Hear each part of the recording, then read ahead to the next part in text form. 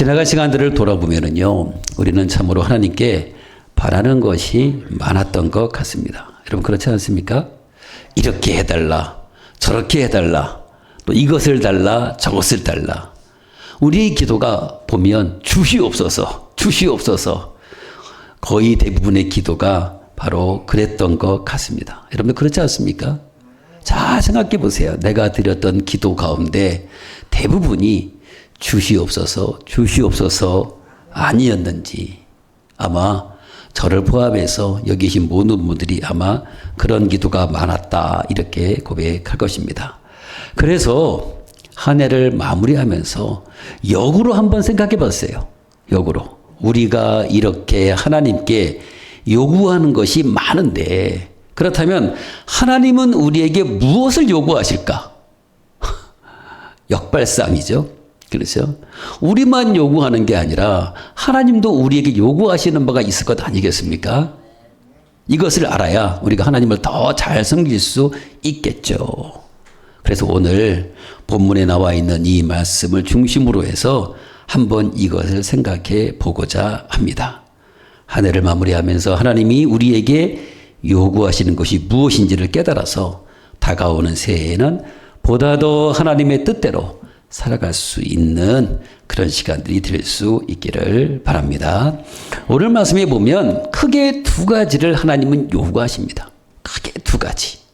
많은 걸 요구하지 않아요. 하나님은 두 가지를 요구하십니다. 이걸 여러분들이 잘 받아가시면 되겠습니다. 먼저 하나님의 요구, 우리에게 하나님께서 요구하시는 것은 무엇인가? 하나님을 사랑하고 잘 섬기는 것입니다. 여러분 12절 13절 한번 보세요. 이스라엘아, 내 하나님 여호와께서 내게 요구하시는 것이 무엇이냐?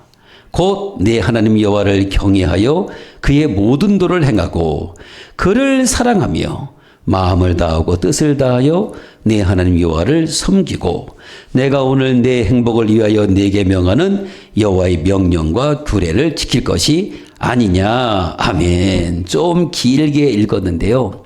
하나님께서 요구하시는 것이 무엇인지를 우리에게 잘 가르쳐주고 있습니다. 여호와를 경외하여 모든 도를 행하고 또 하나님을 사랑하며 또 마음과 뜻을 다하여 하나님을 섬기고 또 주신 계명들을 잘 지키는 것이 하나님의 요구다, 이렇게 말씀하고 있습니다. 좀 길으니까 이 긴 말씀을 한마디로 요약하면 그거예요. 하나님을 사랑하고 하나님을 잘 섬기는 것이 하나님의 요구사항이 되는 것입니다. 그렇다면 한번 생각해 보세요. 우리가 하나님을 사랑하고 하나님을 잘 섬겨야 되는 이유가 뭘까요? 단순히 하나님이 명령하셨으니까 아, 그래, 하나님 사랑해야 되겠다, 하나님 잘 섬겨야 되겠다, 이렇게 생각하면 별로 감동이 없어요.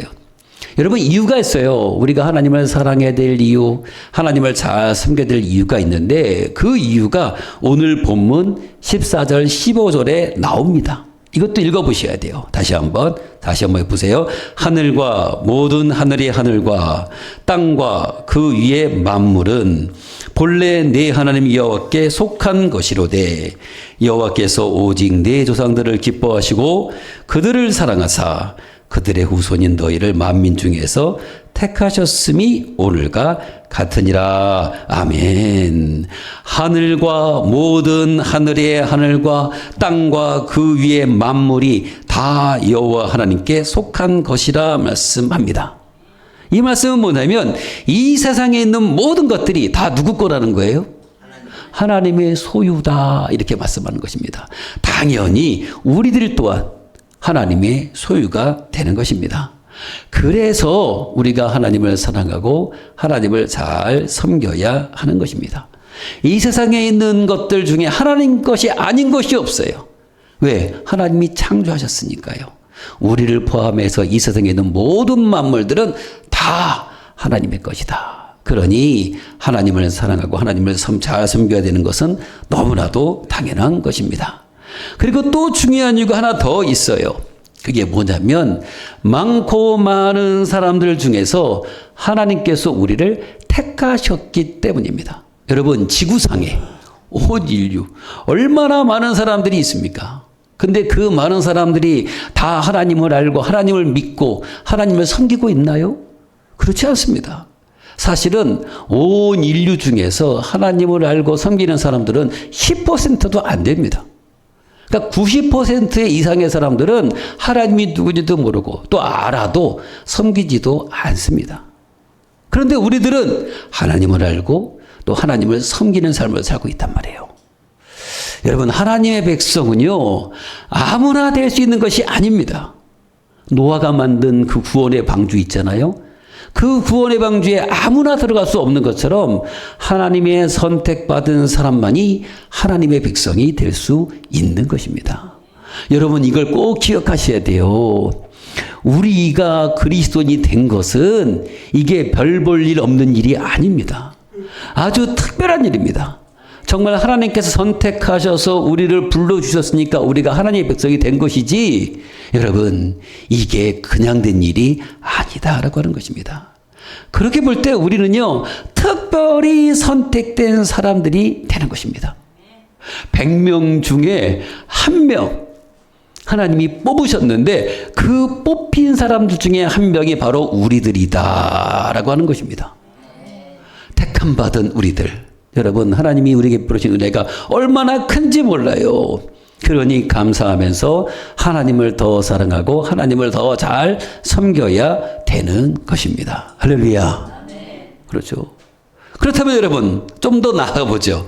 하나님이 많고 많은 사람들 중에서 특별한 소수의 사람들을 택하셔서 불렀다 그랬는데 그 소수의 사람 가운데 우리가 포함되잖아요. 그렇다면 하나님께서 우리를 택하신 이유가 뭘까요? 우리가 택함 받을 만한 자격과 조건을 다 갖추었기 때문일까요? 10명의 사람들을 딱 세워놓고 하나님께서 조건과 자격을 따져가지고 이 사람이 제일 괜찮은 사람이니까 이 사람을 나의 사람으로 삼아야 되겠다, 이렇게 하셨을까요? 여러분들, 그렇지 않습니다. 우리가 하나님께 택함 받은 것은 다른 이유가 아니에요. 우리가 무슨 자격이 있고 조건을 다 갖춰서가 아닙니다. 부족하고 연약하지만 하나님께서 있는 모습 그대로 우리를 사랑해 주셨기 때문에 우리가 택함 받아 하나님의 자녀가 된 것입니다. 중요한 게 뭐예요? 있는 모습 그대로 우리를 사랑해 주셨다라고 하는 것입니다. 만약 조건을 따져서 하나님의 사람을 뽑는다면 제가 확신하건대 여기 앉아 계신 분들 중에 그다지 많은 사람들이 뽑히지 못할 거예요. 저를 포함해서. 얼마나 많은 죄를 짓고 사는데요. 얼마나 하나님 보시기에 합당치 않은 일들을 많이 저지르고 사는데요. 나 같은 사람이 어떻게 하나님께 택함을 받아서 천국 백성이 될 수 있겠어요? 조건 때문이 아닙니다. 자격 때문이 아닙니다. 그냥 이 있는 모습, 이 부족하고 연약한 모습 그대로를 하나님이 사랑해 주셨기 때문에 우리가 하나님의 백성이 된 것입니다. 그러니 여러분, 하나님의 은혜가 얼마나 큽니까? 그러니 하나님께 감사하면서 나 같은 사람에게 이러한 과분한 사랑을 베풀어 주신 것에 대해서 감사하면서 뽑아주신 하나님께 하나님을 사랑하고 하나님을 잘 섬겨야 되는 것은 너무나도 당연한 것입니다. 여러분, 그렇지 않습니까? 잘 생각해 보세요. 내가 어떻게 그리스도인이 됐지? 내가 어떻게 하나님을 알게 됐지? 내가 어떻게 이렇게 천국 백성이 됐지? 솔직히 부족한 것 투성이잖아요. 연약한 것 투성이잖아요. 그럼에도 하나님이 있는 모습 그대로 우리를 사랑해 주셔서 우리를 택해 주셨으니 얼마나 감사한지 모릅니다. 여러분들, 하나님은요, 우리에게 그래서 다른 것들을 요구하지 않습니다. 만약 우리가 어떠한 자격이나 조건을 때문에 선택을 받았다면 그에 합당한 삶을 요구하실 거예요. 근데 하나님은 우리를 그렇게 부르시지 않았기 때문에 다른 어떤 것도 요구하지 않습니다. 목숨 요구하지 않습니다. 여러분들이 가지고 계신 소유물 다 달라고 하시지도 않습니다. 오직 하나님께서 원하시는 것이 뭔지 아세요? 사랑뿐입니다. 사랑을 달라, 사랑을 달라, 사랑을 달라 하시는 거예요. 다른 거 다 필요 없대요. 그냥 네 마음을 달래요. 나를 사랑하는 마음만 달라고 하나님께서는 요구하고 계시는 것입니다. 여러분, 어떻습니까? 이런 하나님의 요구에 우리가 부응해야 되지 않겠습니까? 한 해를 마무리하면서 다시 한번 우리가 해야 할 일은 마음을 다해 하나님을 사랑하고 죽을 때까지 하나님을 잘 섬기는 것이 되어야 할 줄로 믿습니다. 그렇게 할 때 하나님이 가장 기뻐하시고 우리를 가장 복된 길로 인도해 주실 줄로 믿습니다. 믿습니다. 여러분들. 다른 거 없어요. 그냥 하나님만 사랑하며 사시면 돼요. 하나님만 잘 섬기시면 돼요. 그러면 하나님께서 우리의 인생을 책임져 주십니다.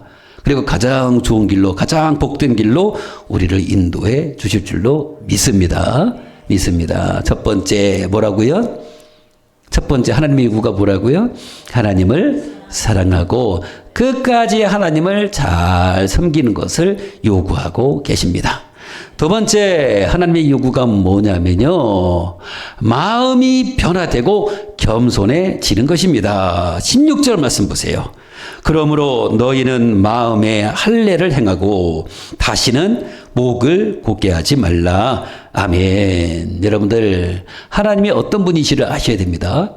하나님은요 사람의 행위나 외모 분명히 중요하게 여기시지만 그것보다 더 중요하게 여기시는 것이 있습니다. 그것이 바로 마음의 변화입니다. 다른 말로 말하면 마음이 새로워지는 것입니다. 오늘 본문에 보니까 마음의 할례를 행하라 이렇게 말씀하고 계시는데 마음의 할례란 뭐냐면 내면의 변화를 의미하는 거예요. 마음의 변화를 의미하는 것입니다. 원래 이 할례라는 것이 여러분 육체에 가해지는 게 할례 아닙니까? 거룩한 이스라엘 백성이 되었다고 하는 증표로 받는 것이 할례잖아요. 할례. 아이가 태어나면 8일 만에 이스라엘 백성들은 할례를 행합니다. 그 표가 뭐냐면 너는 이제부터 하나님의 백성이다. 택함 받은 하나님의 자녀다라고 하는 증표인 거예요. 이게 할례입니다. 그런데 이 할례를 어디다 받으라고요? 내면에다 받으라. 마음에다 받으라. 그렇게 얘기하는 거예요. 하나님의 백성다운 마음을 가지라는 거죠.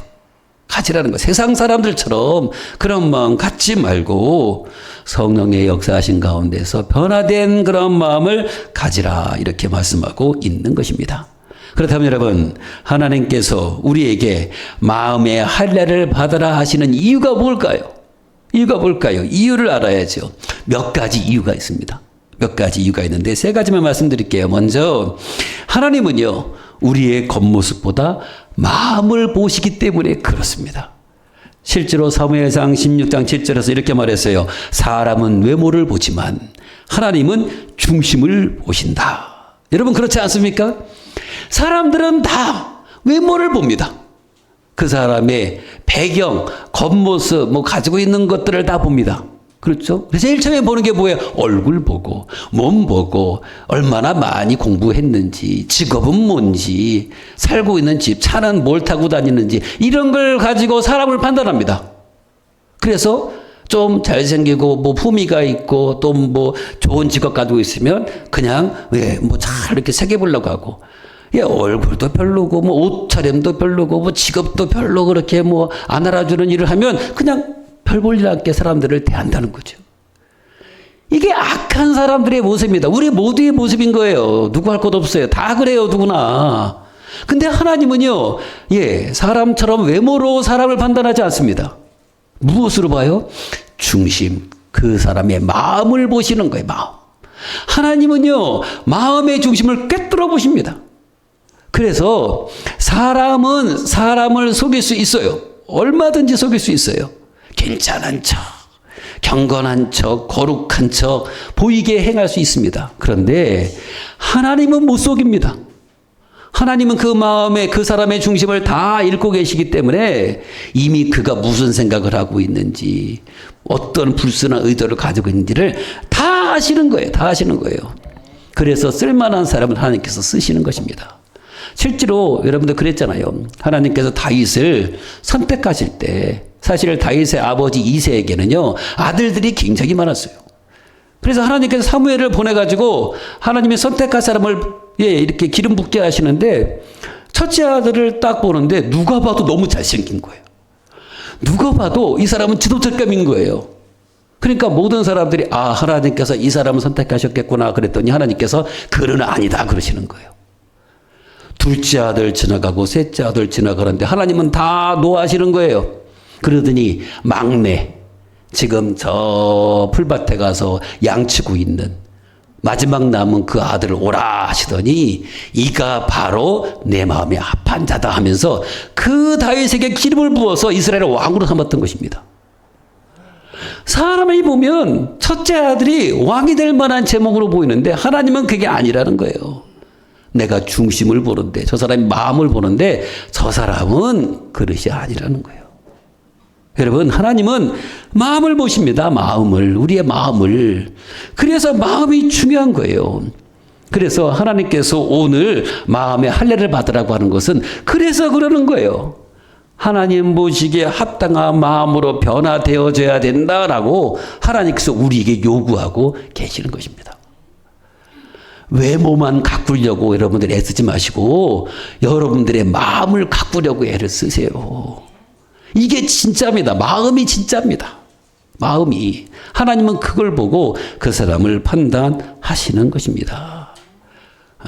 그러니까 마음을 변화시키는 일, 이것에 더 힘을 쓰시면 되고요. 두 번째, 마음의 할례를 받아야 되는 이유가 뭐냐면요, 마음의 완고함을 제거하기 위해서입니다. 여러분, 사람의 마음이 뭘로 되어 있는지 아세요? 온갖 교만으로 가득 차 있고요, 죄에 대해서 얼마나 무감각한지 몰라요. 하나님께 순종하지 않으려 완고한 마음들을 얼마나 가지고 있는지 모릅니다. 이게 우리의 마음이에요. 아무리 착한 사람도요, 얼마나 고집이 센지 몰라요. 죄악된 것은 얼마나 빨리 행하려고 하는지 몰라요. 모든 사람은 다 똑같아요. 다 그런 마음을 가지고 있어요. 그러니까 이런 마음을 그대로 방치하면, 여러분, 이런 마음 가지고 신앙생활 한번 해보세요. 아무리 하나님의 말씀을 들어도요, 변화받지 못합니다. 은혜를 받지 못합니다. 마음이 변화돼야 하나님의 말씀이 들리고, 하나님의 말씀이 들려야 변화가 일어나고 은혜를 받는 거지. 그래서 하나님께서 마음의 할례를 받으라 그렇게 말씀하시는 거예요. 그렇죠? 그래야 죄 짓고 싶어하는 마음들이 누그러지고 교만한 마음들이 누그러지고, 그래서 하나님의 말씀을 들을 때 은혜를 받고, 그래서 하나님도 복을 받을 수 있으니까 하나님께서 마음의 할례를 받으라 그렇게 말씀하시는 것입니다. 세 번째, 마음의 할례를 받아야 되는 이유는 뭐냐면요, 그래야 참된 순종과 사랑이 가능하기 때문에 그렇습니다. 여러분, 마음의 변화는요, 그냥 이루어지지 않습니다. 내가 변화시켜야지, 내 마음을 내가 변화시켜야지, 열심히 결단하고 결심해 보세요. 되나 안 되나? 안 됩니다. 내가 저 사람 미워하지 말아야지 한번 해보세요. 미워하지 않게 되나? 절대 없어지지 않습니다. 미워하는 마음 절대 없어지지 않습니다. 그런데 성령이 역사하시면, 성령께서 그 미워하는 마음을 변화시켜 주시면 그때는 사랑할 수 있게 되는 거예요. 그러니까 하나님이 원하시는 순종과 사랑은 이렇게 마음의 할례를 받아야만이 가능해지는 것입니다. 그래서 하나님께서 계속해서 마음의 할례를 받으라, 그래야 하나님이 기뻐하시는 대로 살 수 있다 이렇게 말씀하고 있는 것입니다. 여러분들, 이와 같은 이유 때문에 우리는 무엇보다도 마음의 변화를 위해서 마음의 할례를 받아야 되는 것입니다. 여기 계신 모든 분들의 마음에 성령님께서 역사하셔서 은혜 받기에 합당한 마음들이 다 될 수 있기를 바랍니다. 그래야 이 부족한 종의 말씀을 전할 때 은혜를 받는 거예요. 마음의 할례를 받아야. 여러분들, 말씀의 은혜는 마음의 할례가 이루어지지 않으면 절대 못 받습니다. 못 받습니다. 마음이 변화되지 않으면 절대로 말씀이 뿌리를 내릴 수가 없습니다. 없습니다. 근데 마음이 변화되면 별거 아닌 말씀에도 은혜를 받아요. 그래서 변화된 삶을 살아갈 수 있게 되는 것입니다. 그러니까 아무튼 여러분들, 마음이 중요하다라고 하는 것들을 꼭 기억하시고 성령님께 의지하세요. 의탁하시고 성령님, 내 마음을 바꿔주세요. 변화시켜주세요. 은혜 받기에 합당한 마음 되게 해주세요. 이렇게 간구하세요. 그게 마음의 할례를 받게 되는 것입니다. 그리고 또 한 가지 또 있어요. 아까 읽었던 본문 중에 다시는 목을 곧게 하지 말라 이렇게 말씀하고 있습니다. 여러분, 목을 곧게 하지 말라. 이 표현이 좀 낯설을 수 있는데 한번 생각해 보세요. 목을 곧게 한다는 게 뭐예요? 뭐예요? 떳떳하게 목을 지켜드는 거죠. 그렇죠. 이게 교만함입니다. 자기 고집. 그리고 완고함의 표현이 목을 곧게 하는 것입니다. 그러니까 목을 곧게 하지 말라라고 하는 말씀은 뭐냐면 하나님 앞에서 교만하지 말고 겸손하라라고 하는 뜻이 되는 것입니다. 하나님은요, 우리에게 겸손을 계속해서 요구해요. 여러분 성경 한번 보세요. 하나님이 요구하시는 것 중에 정말 겸손하라 겸손하라고 하는 말씀이 얼마나 많이 나오는지 몰라요. 그렇다면 여러분, 하나님이 이렇듯 겸손을 요구하시는 이유가 뭘까요? 너 교만하면 안 돼. 계속 겸손해야 돼. 겸손해야 돼. 겸손해야 돼. 이렇게 요구하시는 이유가 뭘까요? 가장 큰 이유가 뭔지 아세요? 겸손해야 하나님께서 주시는 은혜를 받을 수 있기 때문에 그런 것입니다. 여러분 성경은 이렇게 말하잖아요. 하나님은 교만한 자를 물리치시고 겸손한 자에게 은혜를 주신다 말씀하잖아요. 교만은 패망의 선봉이다 말씀하고 있잖아요. 결국 하나님은 어떤 사람을 제일 싫어하세요? 교만한 사람을 제일 싫어하세요. 제일 싫어하세요. 제일. 대신 겸손한 사람은요 정말 좋아하시고 그런 사람한테는 무한한 은혜를 베풀어 주시는 것입니다. 아니 하나님께서는 왜 이렇게 겸손한 사람을 좋아하시고 겸손한 사람에게 은혜를 베풀어 주실까요? 다른 게 아니에요. 겸손해야 자신의 한계를 인정하고 하나님만을 의지하게 되기 때문에 그런 것입니다. 의지한다는 말이 그거잖아요. 하나님의 말씀에 귀를 기울이고 말씀에 순종하는 뜻 아니겠습니까? 그러니까 하나님은 겸손한 사람을 좋아하시고 그런 사람에게 큰 은혜의 역사를 나타내 주시는 것입니다. 첫째도 겸손이요, 둘째도 겸손이요, 셋째도 겸손. 하나님 앞에 나아갈 때 우리는 항상 겸손한 몸과 마음으로 나아가야 되는 것입니다. 그럴 때 하나님께서 주시는 복을 받아 누리게 되는 것입니다. 제가 예를 들어 드릴게요. 성경에 보면 이렇게 겸손한 마음을 가져서 하나님으로부터 큰 은혜를 받은 사람들의 얘기가 많이 나와요. 많이 나와요. 대표적인 사람 두 사람만 알려드릴게요. 첫 번째 사람은 아람의 군대 장관 나아만입니다. 누군지 아시죠? 그는 하나님을 모르는 이방 사람입니다. 아람은 저 갈릴리 호수보다도 저 위쪽에 있는 곳이 바로 아람입니다. 그런데 그가 문둥병에 걸렸어요. 문둥병에 걸렸어요. 그런데 소문을 들으니까 문둥병을 고치시는 사람이 이스라엘에 있다는 거예요. 그래서 이 사람이 어떡합니까? 한 나라의 군대 장관이지만 문둥병 고침받기 위해서 먼 길을 마다하지 않고 그 사람이 누구냐면 엘리사 선지자인 거예요. 엘리사 선지자를 찾아갑니다.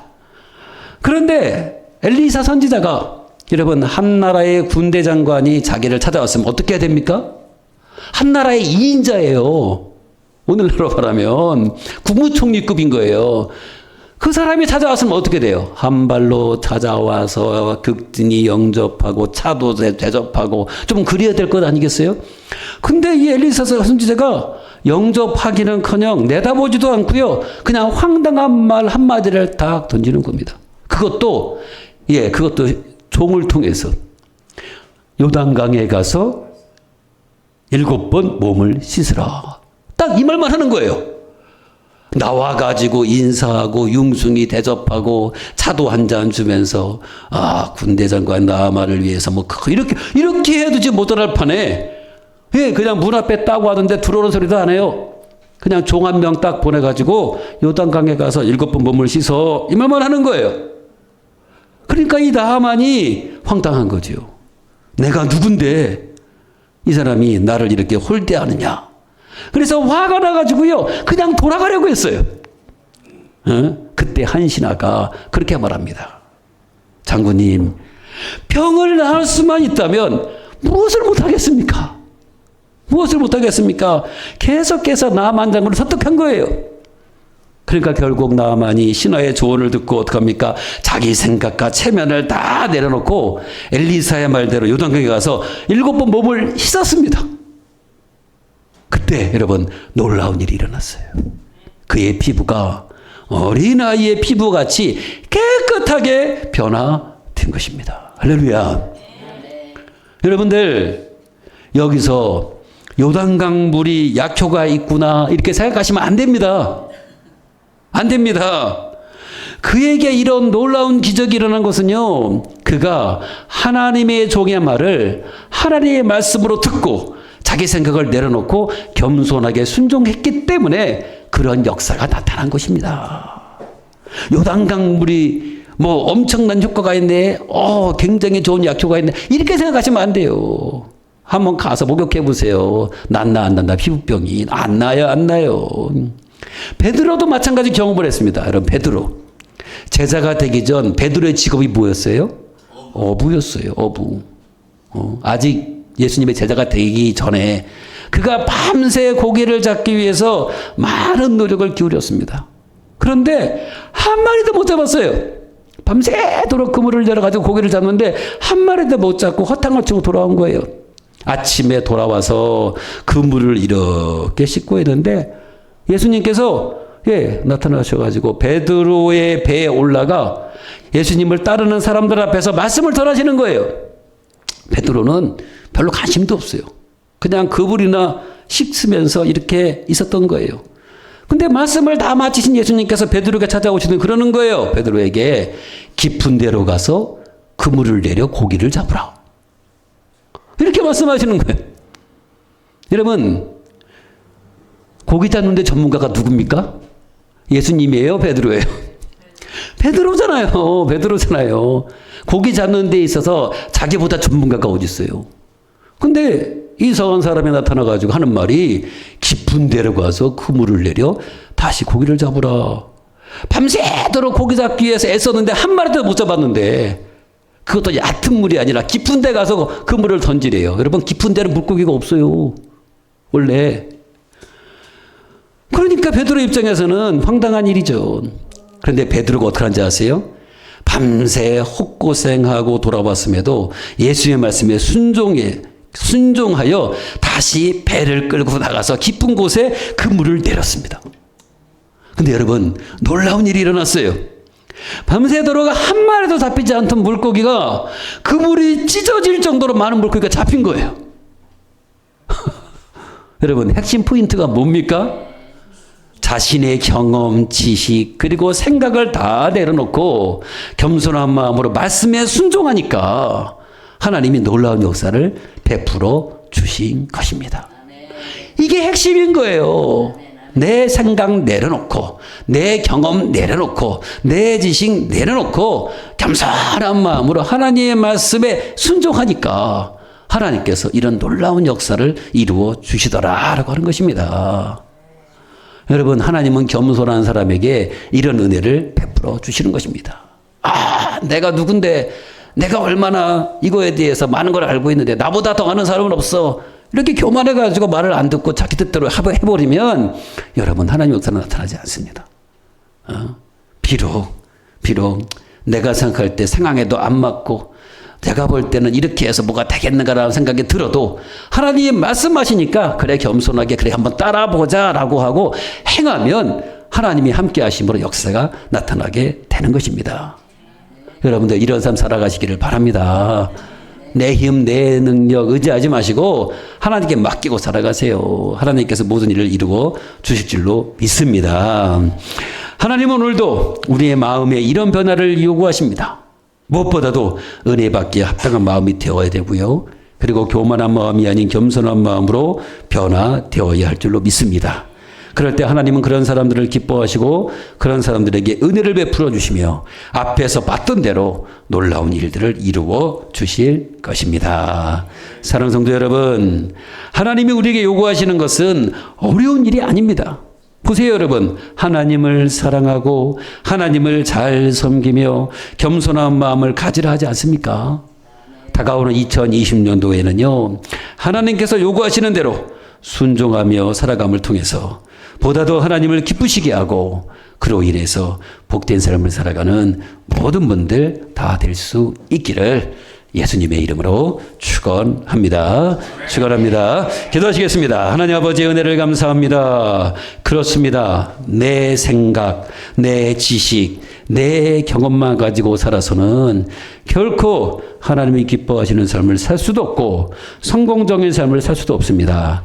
하나님께 모든 걸 맡기고 하나님 말씀하시는 대로 우리가 순종하며 나아갈 때 하나님께서 반드시 우리를 가장 좋은 길로 인도해 주실 줄로 믿습니다. 2026년도에는 그러한 삶 살아가는 우리 모두가 다 될 수 있도록 하나님 은혜를 덧입혀 주옵소서. 감사를 드리며 예수님의 이름으로 간절히 기도드리옵나이다. 아멘.